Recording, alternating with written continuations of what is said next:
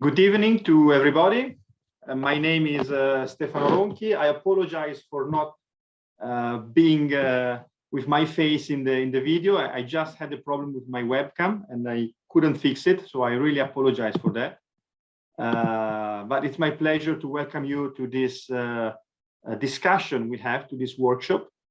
I'm a professor from Politecnico di Milano, and I'm the Rector's Delegate for International Affairs here at Politecnico. And we have the pleasure to organize some events, some webinars on a research and education project that we have been working with some of our colleagues in Europe. I will say a few words about the project. I will very briefly introduce the project and the concept of the project. And then I will leave the floor to Ada Giannatelli from METID, which is the Center for Innovation and Education here at Polimi, who led this work package, and she will explain to us what are the results, basically, of this project. First of all, let me say that in this project funded by the European Union, we are together with some of our strategic partners in Europe.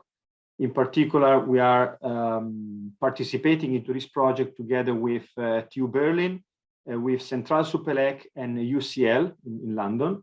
And the project is called INSYSTED. Basically, this is the first European project that was born in the area, in the alliance, which is called Alliance for Tech.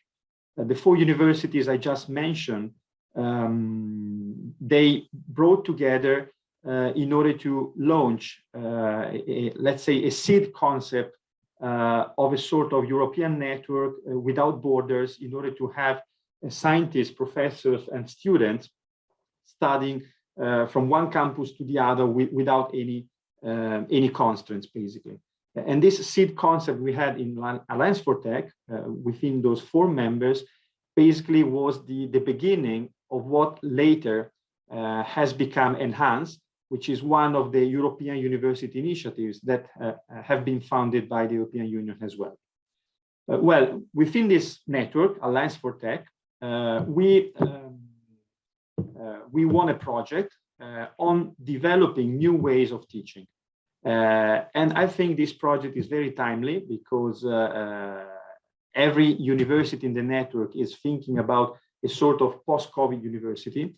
And we had the chance to work together with the expert people we have in our universities working in innovation and education, developing some new guidelines and some new methodologies in order to innovate the way we do teaching and to design a new way of teaching in the post-COVID era for our universities. In particular, this project, the INSYSTED project, is aiming at developing and fostering integration between the adoption of online learning, MOOCs modules, basically, integrated with serious games. So how we can integrate online learning with business games, serious games, role-playing of students in class. And finally, the third dimension is how to sustain these kind of activities with a sense of community we might create between professors and students in a learning environment. All these three pillars, so MOOCs, online learning, serious games, and community building, are meant to be in a blended learning formula in order to provide our students both physical and digital experiences. Why we are fostering this kind of integration between physical and digital experiences? Because in the international domain, if you want to share more and more the education assets we have across a number of different universities, the digital tool, the digital support integrated with physical experience might be the good leverage in order to give our students the opportunity to get resources, to get knowledge, to get education assets also from other universities, both moving physically and visiting other campuses, but at the same time also sharing some digital and online resources from the other international partners. So this is the key mission we have in the project. Today we have a first introduction about the essence of the methodology we developed together with our experts in education. So today we will have an introduction about methodologies to develop new ways of learning for students. We also have a second workshop at the end of November, on November the 24th, which is step 2, basically. So we will deep dive into more concrete tools and techniques that might be adopted in the general framework that we will discuss today. And finally, in January, on January 18th, we have a specific session dedicated to a serious game that we have developed within the network in order to integrate the serious game, the role-playing dimension, into the overall framework. So that's a very brief introduction about the concept, the project, and the key actors. We have now a presentation given by Ada, who will provide us the key elements of the learning methodology that we have developed within the INSYSTED project. And then we will have the last part of the session. We will have enough space for Q&As and discussion among participants. So far on my side, that's all. Thank you very much for being with us. And I leave the stage to Ada. Thank you very much, Stefano. Good evening to everybody. Let's see shortly the operational aims of this webinar. As Professor Ronchi just said, is to present the basic features of the INSYSTED pedagogical framework and to see how to operationalize this framework to design courses in the wake of the pandemic, and also to convene European university teachers to discuss the challenges for the uptake of this INSYSTED approach. I would kindly ask you to, if you have questions about these slides, to put them in the question and answer feature of Zoom, so that we can answer them later at the end of this presentation. Well, just a few words about the INSYSTED approach. Is based on massive open online courses, serious games, and forums, which are basically the forums that are activated in the learning management systems that support curricular education in higher education institutions, and which are there to support courses over a semester or over an academic year. It depends. Another key element is the fact that the INSYSTED project fosters student-centered approaches as they help develop to foster soft and digital skills in students. Why? The rationale of this project is to increase preparedness of students for the challenges of the new labor market, as many of them are going to work in jobs that may not yet exist. So student-centered approaches where students are active participants rather than passive recipients of instruction can help them tackle the challenges of this new context. The INSYSTED approach is focused on industrial and management engineering education, but it is meant to be transferable to any other education context. And it is based on the redesign of learning opportunities directed by the intended learning outcomes the teacher wants students to achieve. The pedagogical framework devised by the INSYSTED project is available online at this link, and it is an instructional booklet. We will then provide you the link into this booklet in the chat. We would like to know something more about if you ever used the pillars of this approach, which are MOOCs, serious games, and forums in your teaching. So we would like to launch the first poll.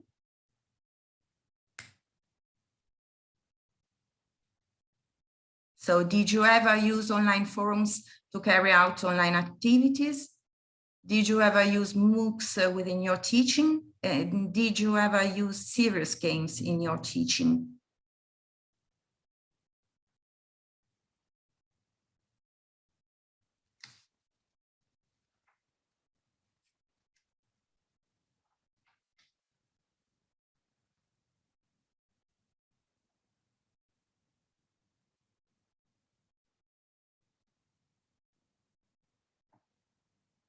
So we might start to share the results.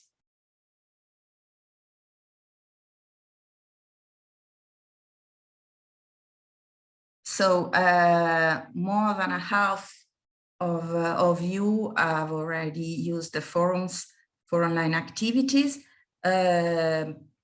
More than 80% of you haven't used MOOCs for teaching yet, and serious games were already used by more than a third of you. So thank you for your answers. We go on with our INSYSTED approach. This table summarizes shortly the key points of MOOCs, serious games, and forum-based online learning communities for learning.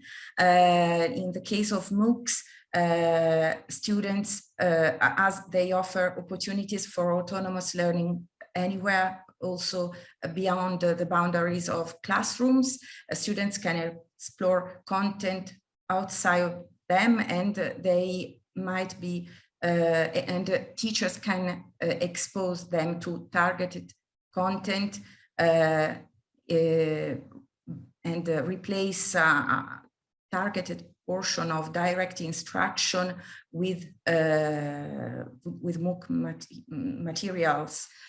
Serious games enable to students to actively engage and experiment with their knowledge in a concrete application context, and to contextualize concepts and engage through game elements. And forum-based learning communities allow to students to collaboratively construct knowledge, and so that this knowledge is permanently available for consultation, because learners can get back to forum threads and discussions and outputs shared in the forums at a later stage, and they are always available. The relevance of the selling points of the INSYSTED approach was proven to be quite substantial during the pandemic, because soft and digital skills were proven to be crucial to enable students to make the most of teaching continuity, as it was done basically via online learning.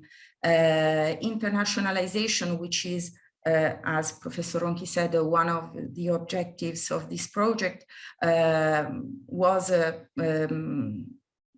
rethought during the pandemic, and renewed models of internationalization were considered to replace or integrate physical mobility through digital resources. So the pandemic sparked a new reflection on these kinds of virtual or digitally enabled internationalization, and student-centered approaches also were crucial, and it seems that students that were accustomed to be active learners coped better with the digital semester, which was last year during the pandemic. So the INSYSTED approach is meant to be for a blended setting,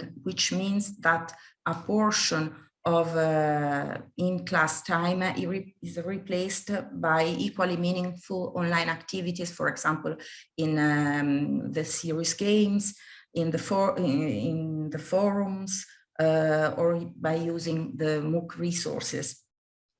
During the pandemic, another setting which is complementary to this one is catching on, which is the hybrid setting, because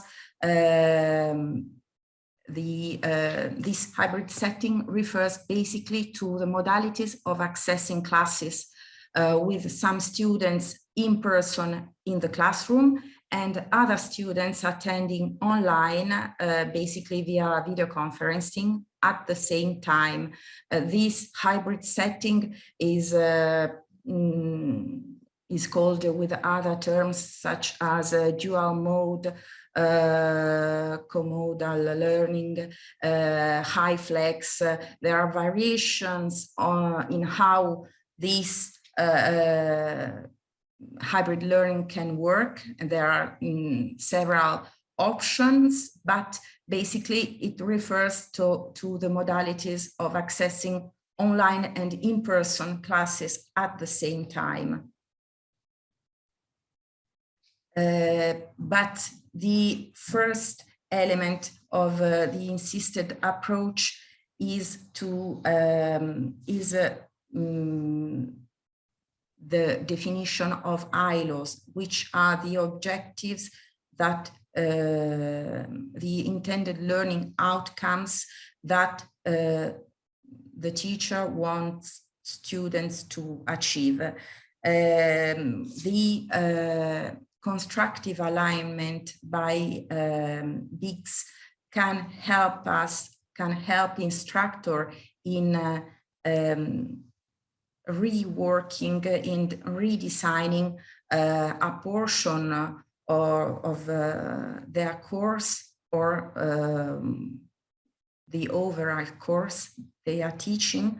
And the first element is the objectives, the outcomes that the instructor seeks to promote in students. Here we have Anna, which is a fictional character in our instructional booklet. It is an engineering university teacher, and she is the lead character in a fully fledged example of a course redesign that we added into the booklet. We see the original formulation of learning outcome. Students will learn about the characteristics of inventory systems. Learn is a verb which is not easily to measure. So the teacher, Anna, rephrased the ILO by focusing on what students will be able to do upon achieving this intended learning outcome. So students will be able to describe the characteristics of inventory systems, but Anna reflected also on the soft and digital skills she might promote in students by rephrasing ILOS. And so she, from 2 ILOS, she expanded up to 3 ILOs about disciplinary knowledge, and also an ILO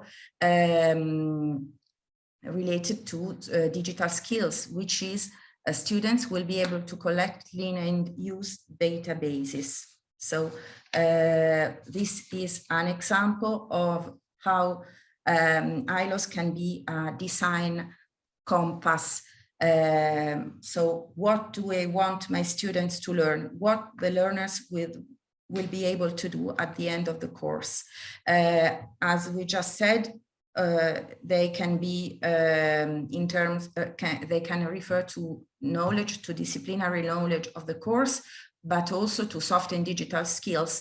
The INSYSTED project identified the most demanded, the INSYSTED project uses the soft and digital skills identified by the LN for Work project, which is another EU-funded project that identified actually the most demanded soft and digital skills most demanded by novice workers and employers. So on this slide on the right, you have the list of these skills in areas. And if you want to consult more in depth these skills, you can go to the link provided in the slide. Defining the ILOS, there are also context elements to consider, which are prior knowledge, which is especially crucial in the case of international students that might have a different background knowledge. And so prior knowledge in terms of what can reasonably, the teacher can reasonably expect the students to know already, and the role of the course within the curriculum. So the second element, once ILOS have been defined, are assessment tasks, because students tend to learn what they think they will be tested on. So assessment is crucial, not only to measure learning, but also to support it. So here we have our teacher that redesigned assessment by asking students to define a series of characteristics of inventory systems on the basis of a series of short texts uploaded in the course forum, and then to ask, she asks each group of students to assess the work of another group of peers. So this is an example of how this INSYSTED approach might work.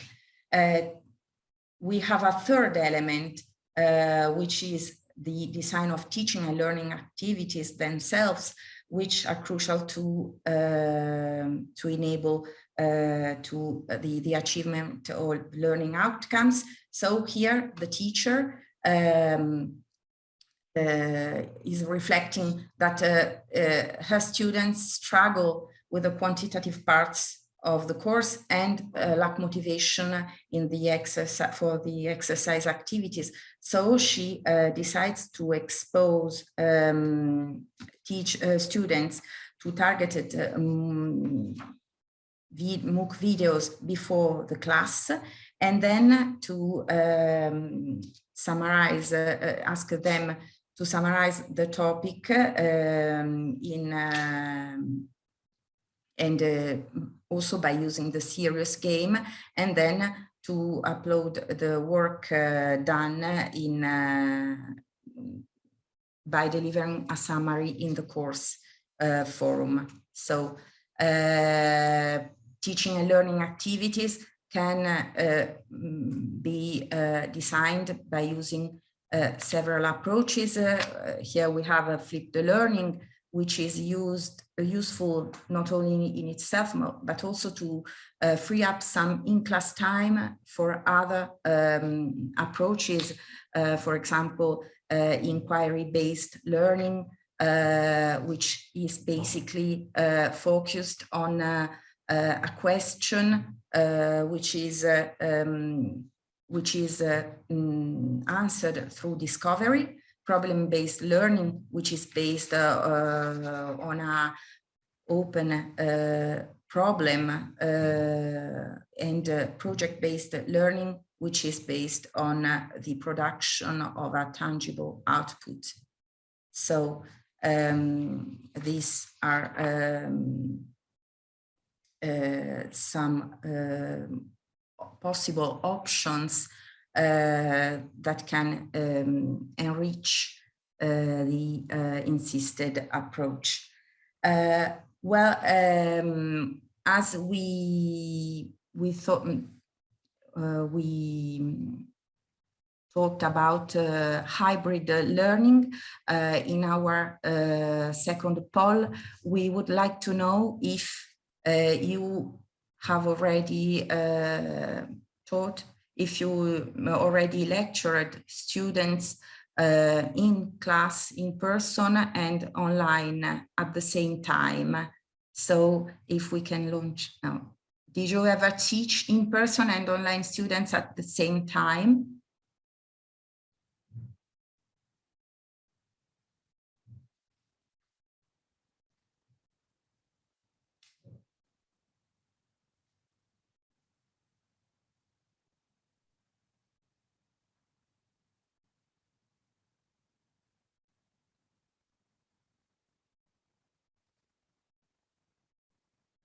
We leave another minute for you to answer, and then we can share results.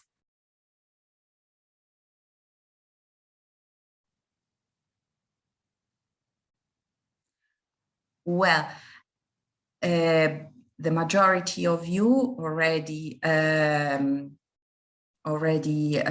lectured in a hybrid setting, which is quite reassuring, as the second part of this presentation is about the some guiding principles that we identified from the experience during the pandemic, from Ray literature, contacts with teachers, research papers we explored to this end.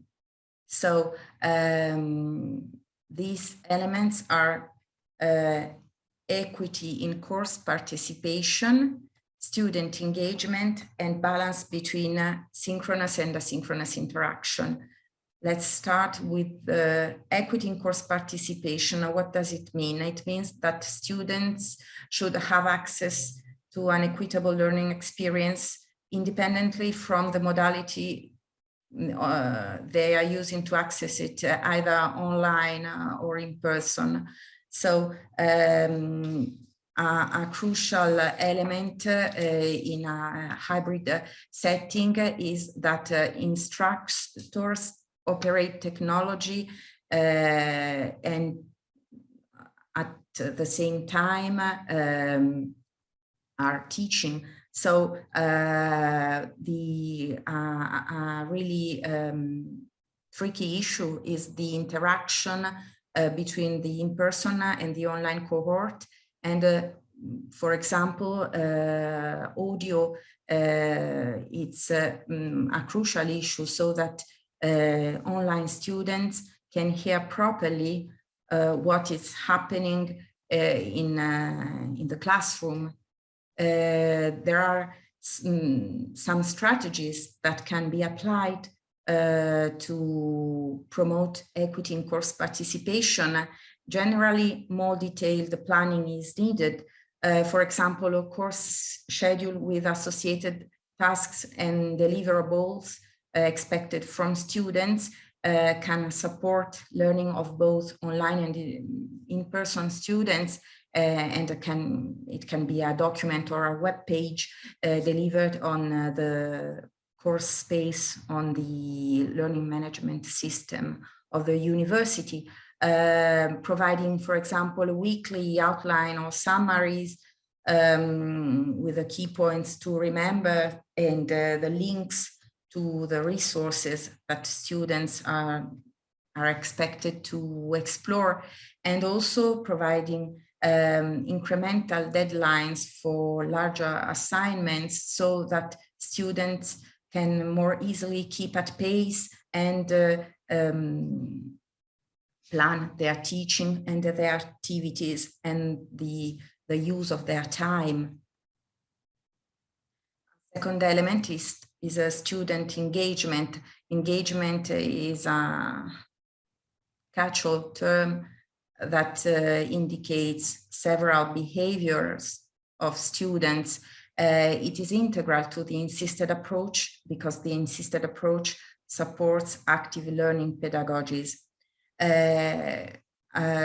Student engagement can be especially complex in case of international students because some of them during the pandemic went back home. They might be connecting from locations which don't have the same access to computer facilities. They might not have a powerful internet connection, etc. So they might feel more isolated. Possible strategies to promote student engagement can be, for example, interspersing the course with low stakes grade incentives, for example, small exercises to increase self-regulation of students and also the engagement in flipped classes. Another strategy can be to ask a student to produce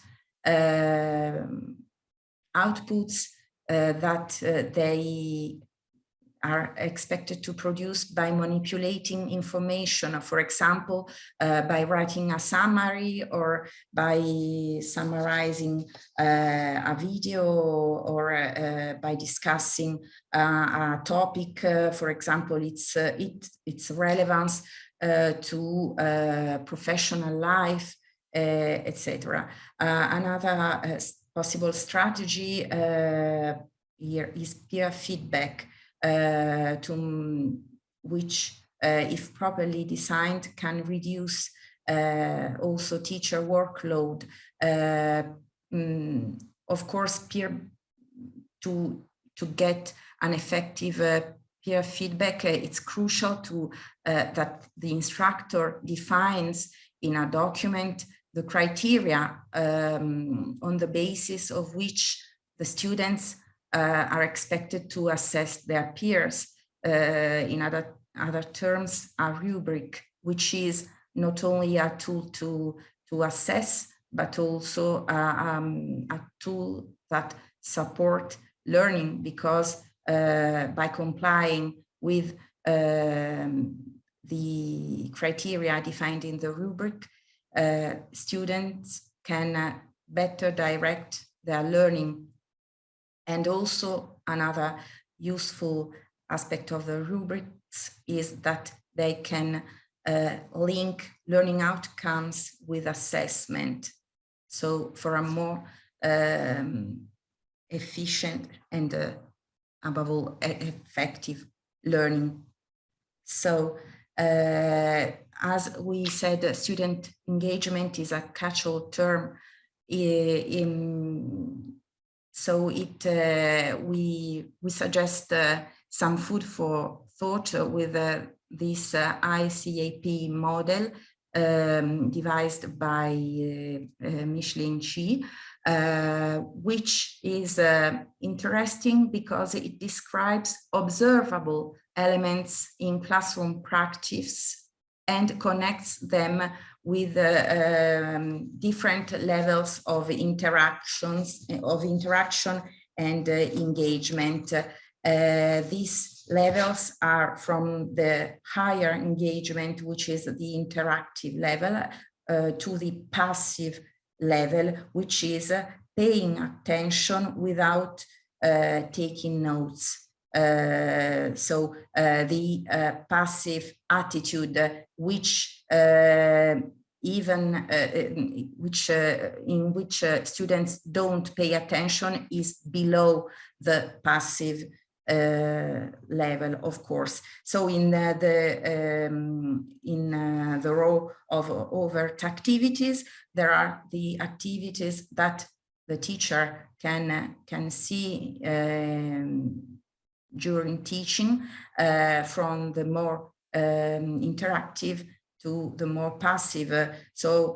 From taking a joint set of notes with a partner to taking notes in our own, in his or her own words, which is less engaged task, to taking verbatim notes, so a more automated way of processing content by the students, to not taking notes in the passive elements. Of course, these are all approximations, but it can be, they can provide some food for thought, as they are based on observable, plain to see behaviors.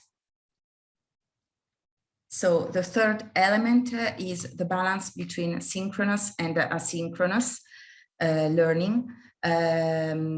Synchronous online collaboration is at risk of cognitive overload, which happens when students are given too much content or too many tasks at the same time. So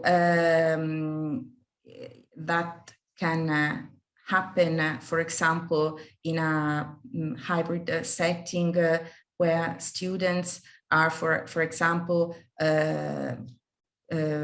attending the lesson, but are also expected maybe to collaborate and interact with students that are participating online.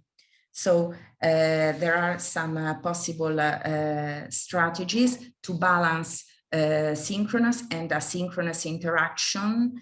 Asynchronous interaction, it develops responsibility and autonomy, because students are expected to respect, for example, deadlines for delivering outputs in the forum, or for other kinds of activities. So this is an important element. Possible strategies regard, for example, allowing back-channel communication during the video conferencing sessions. For example, the video conference text chat can be used for asking questions. There are additional strategies. For example, the instructor can ask students to put before each question a capital Q, so that their questions are easily recognizable during the within the text chat. Another strategy is to focus breakout rooms, sub-meetings within a video conference, where small groups of students, generally up to 5 students, collaborate and discuss. And then if these breakout rooms are focused on the production of a deliverable, they can be more effective. And another strategy is to moderate the workload by providing information, for example, time estimates on tasks or breaking, as we already said, breaking up larger assignments into smaller chunks so that people can more easily cope with deadlines. In general, it's always important to consider that the workload for the student is beyond class in an online blended hybrid setting can be considerably higher than participating in classes and then studying at home, because if other tasks are requested, that can be an element of attention. Another strategy is to use the forum to scaffold knowledge construction, so to say, to support the achievement of knowledge construction by giving input and and indications on the output that the students are expected to achieve. For example, discussing one theme, one subject, only one subject for each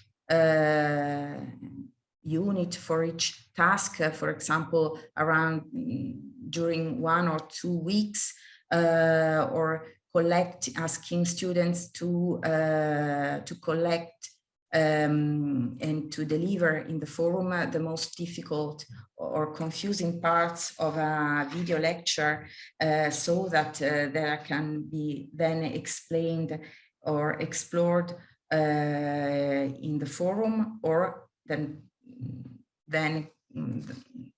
or in the classroom, or of course in another way. So there are several options to promote this balance between synchronous and asynchronous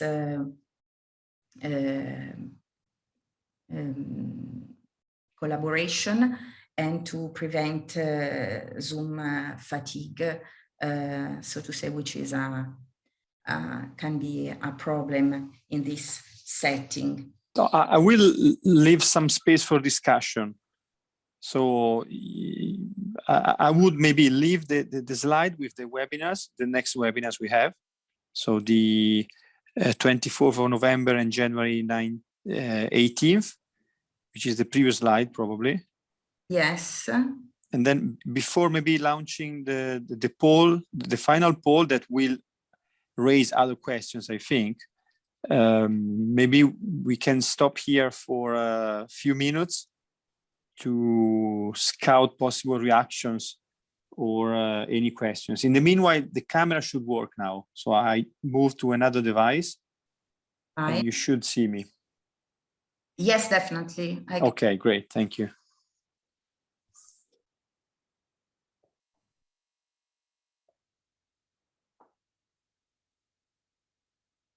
So let me see the list of participants. If you have any question, doubt, or comment, you can provide it either via chat or also speaking through your microphone. There is a question in chat. I'm going to read it. I have a question concerning serious games. How do I know if it is better to play serious games online or in person?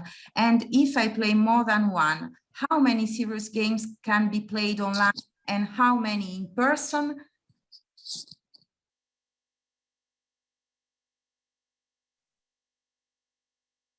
I think that I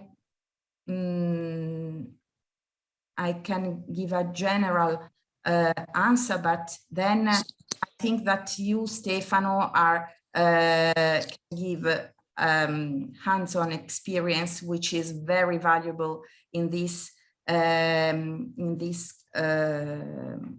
context.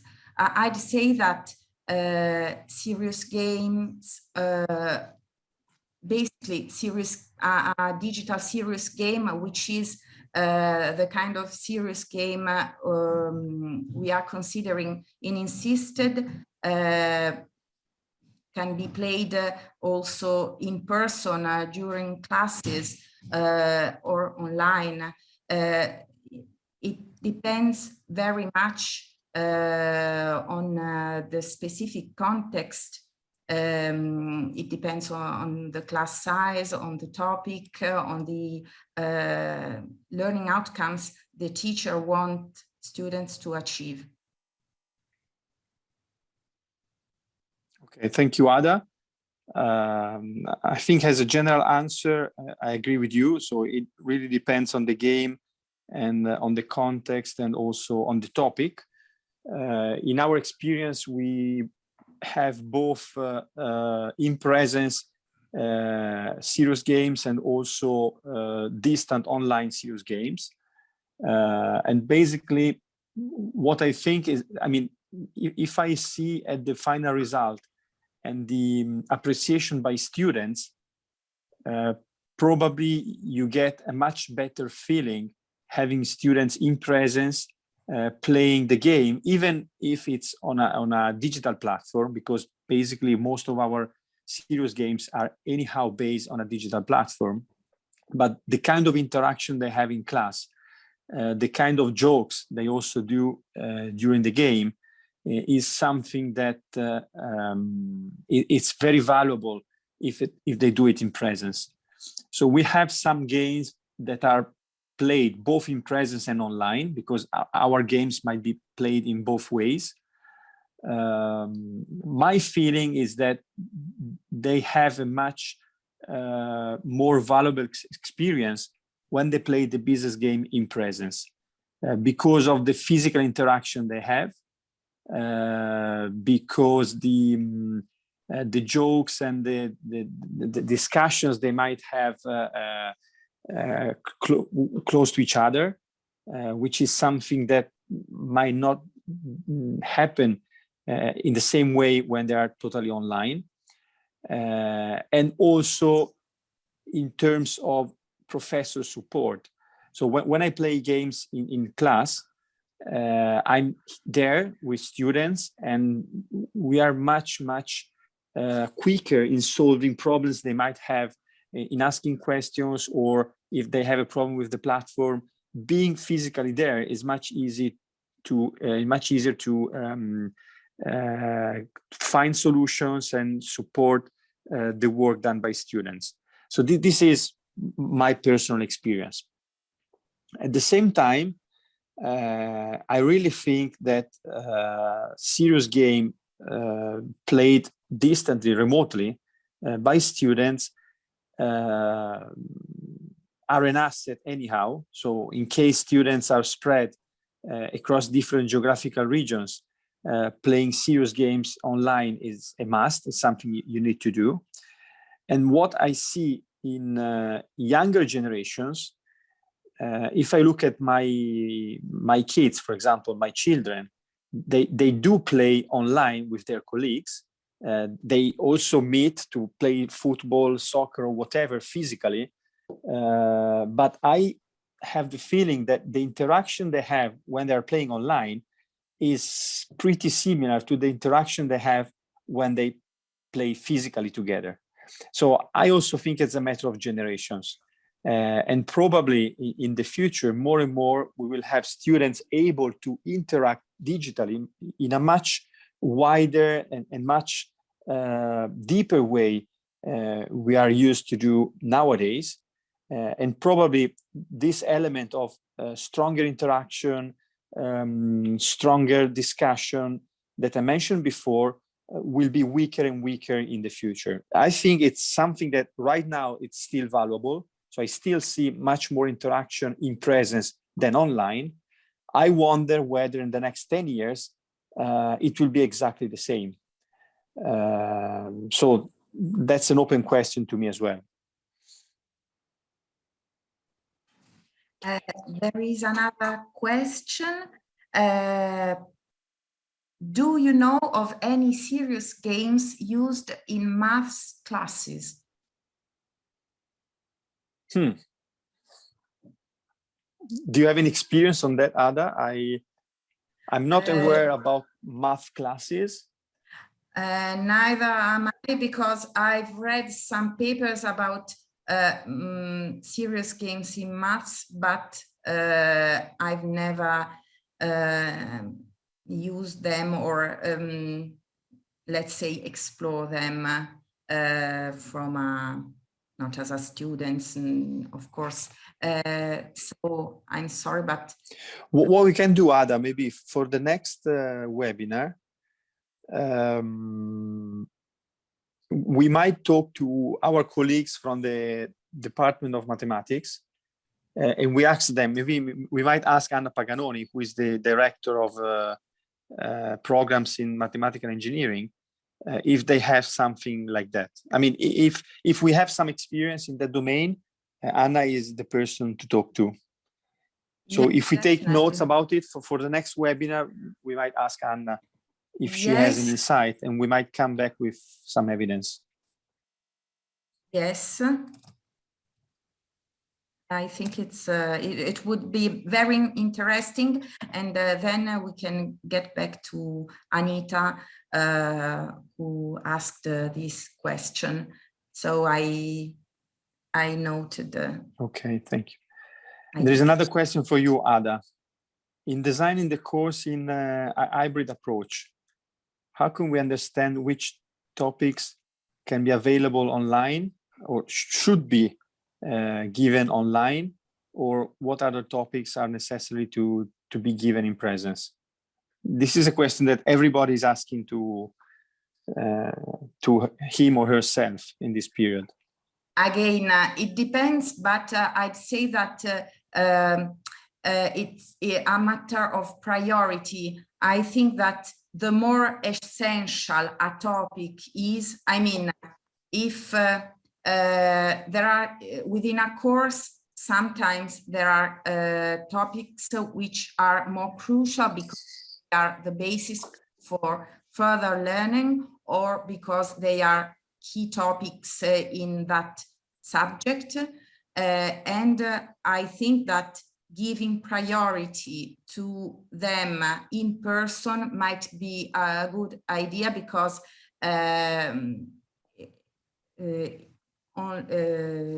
during classes, the teacher can interact with the people either online or in person, but I think that I would give priority to topics that students need to know very deeply. So I think that sometimes in a hybrid setting, instructors unfortunately need to prioritize some content, which does not mean they don't cover all the content, but that they devote more targeted efforts to the content which is more relevant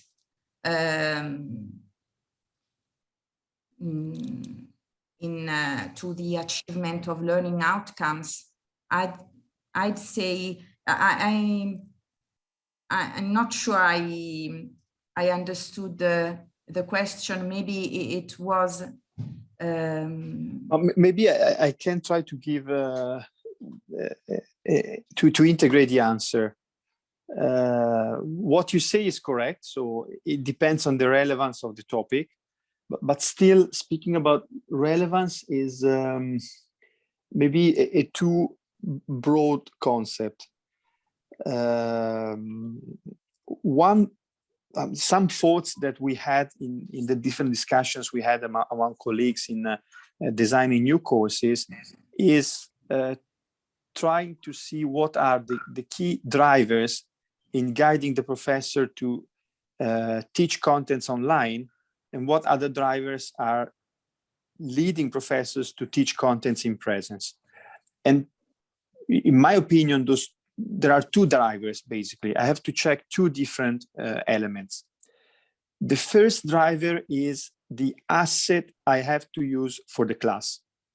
So if you are speaking about a general course in engineering or life sciences, not necessarily in the management area, and we are speaking about a lab activity where you need lab equipment, you need some physical assets. We are in a lab of robotics or in a lab of mechanics. Then in order to teach, you need the physical asset. And for that reason, you need to give the learning experience in presence in the lab, because the physical asset is part of your teaching, basically. Of course, we might speak about digital twin, about laboratories. So you might speak about not having the robot in front of you, the physical robot. You have the digital robot and you code and you move the digital robot online. This is something feasible, but still the digital twin is anyhow a simplification, a reduction of the real physical reality. So the first driver, the first dimension is if you need or you don't need anything physical in your teaching experience and learning experience for the student. So for this reason, I think science universities, technical universities, engineering universities have to invest clearly in developing physical assets for their teaching. So if they really want to evaluate, to give value to in-presence learning, it's not enough asking students to come back to the campus or asking professors to teach in presence. They need to develop physical assets on which learning and teaching is based. This is the first key dimension to me. The second dimension is more related to the complexity of what you have to teach. Regardless, theory or practice or exercises or conceptual concepts, it really depends on the complexity of the content you have to teach to your students. Because when you teach very difficult models, very difficult concepts, and you need, because of the complexity of the concept, you need a multi-channel teaching strategy. So at the same time, you need your voice, you need images, you need your blackboard or whiteboard, you need your eyes, you need to see the reaction of students when you're teaching, you need to interact with students, because the problem is so complex that it's not very easy to grasp in one single dimension. So when you need this full immersive teaching and learning experience, and I mean, we have many professors connected here. I think you know what I mean. When you teach in class and you have in front of you 50 people, you can look in their eyes, you can look at their faces, and you really understand whether they are understanding or not what you're saying, and you understand if you have to repeat a concept or everything is clear and you can proceed and move on. For complex theories, for complex exercises, also for complex exercises, being there with them and having this multi-channel interaction, visual, voice, images, physical, body language, everything is crucial to get the complexity of the topic you're dealing with. While if you are teaching something which is very basic, which is very simple, and you know, based on your experience, based on your expertise in your topic, in your subject, that this is something that usually students grasp very easily, very quickly. It's a basic concept. You do not really need to see every second if they're understanding, if they grasp and catch the real complexity of the topic. Then probably online teaching might be more efficient. So why should occupy physical spaces, move people for a very simple stuff? So, I mean, this is my very small catch, my 2 cents after all the discussions we had. I would look at 2 main dimensions in a sort of matrix, okay? So on one side, you have physical assets, whether you need them or not. And if you need physical assets, by definition, you go in presence. On the other side, you have the complexity of what you teach. If you're doing something which is very complex, then you go physically, multi-channel, basically. If you're teaching something which is pretty simple, you might go online. I mean, the physical presence doesn't really add value to basic concepts. There is another question. Yes. So I report one question that they made on our Q&A. And how can universities exploit and leverage at most digital technologies for their courses without being considered and becoming an online university? This is for Metid, Ada. You are a front runner in innovative teaching and online digital tools. So the key question, I mean, it's an interesting question because many colleagues are asking this question from all different universities. So everybody is worried about becoming a digital university. So how we could really leverage on technology, and I think we need to leverage on technology. I mean, otherwise we would be an historical university, not a futuristic university. But at the same time, how to leverage on digital technologies, online learning, without competing with telematic and online universities, because we don't want to compete with them. I think it's a different set, it's a different player. But this is a tricky question, I think. Yes, definitely. And it is also about digital strategies of bricks and mortar higher education institutions, which is now, after the pandemic, a key issue, I think. I'd say what I would start from your answer before. I think that you made very interesting points about the fact that, for example, when you need physical equipment, or I don't know, test tubes or something like that, the bricks and mortar university, the in-person activities have a great added value, which cannot be easily replaced. So I think also considering reports that universities or EUA, the European University Association, started to publish after the first months of the pandemic, I'd say that maybe bricks and mortar universities are going to some kind of blended learning formats, which are here to stay probably, but with an undisputable part in person. I mean that the fact of embracing blended learning formats doesn't reduce the importance of in-person activities. On the contrary, they are integral part that cannot be left behind.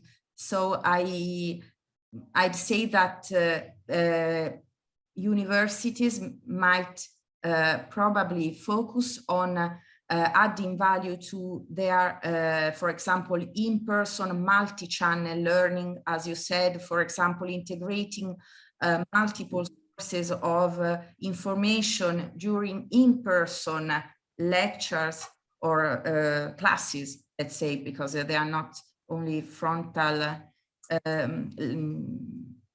lessons. So I'd say that the bricks and mortar universities should add value to digital integrated within bricks and mortar facilities, and expand on that by using online activities, by integrating additional activities and tools which can be used online, but adding value to digitally enhanced in-person activities on the premises, let's say. I don't know if I explained myself properly, but I'd say that. Thank you. Thank you, Ada. Time is running. I don't know if you have other questions or other comments from the audience. I don't see any other question. No, there aren't. Neither in the text chat. Okay. So probably if we don't have any other comments or question, I think we can end the session. What do you say, Alessio and Ada? Yes, I think so. We might stop now. Okay. So let me thank you everybody for participating. I hope this introduction might be useful to plan our courses in the future. And I remind you, we have the next round, the next step, which is on November 24th, with even more concrete tools and techniques. So after having seen the key pillars of student engagement and other elements we listened today, we will deep dive into concrete tools and the toolkit that METID has developed together with the other partners in the Alliance to enter in more clear and more specific examples about the adoption of these tools. Is that correct, Ada and Alessio? Yes, definitely. I totally agree. Okay, perfect. So thank you very much to everybody, and I hope to see you in a couple of weeks' time at the end of November. Thanks a lot. Thank you to everybody. Have a nice evening. Bye-bye. Bye. Bye-bye.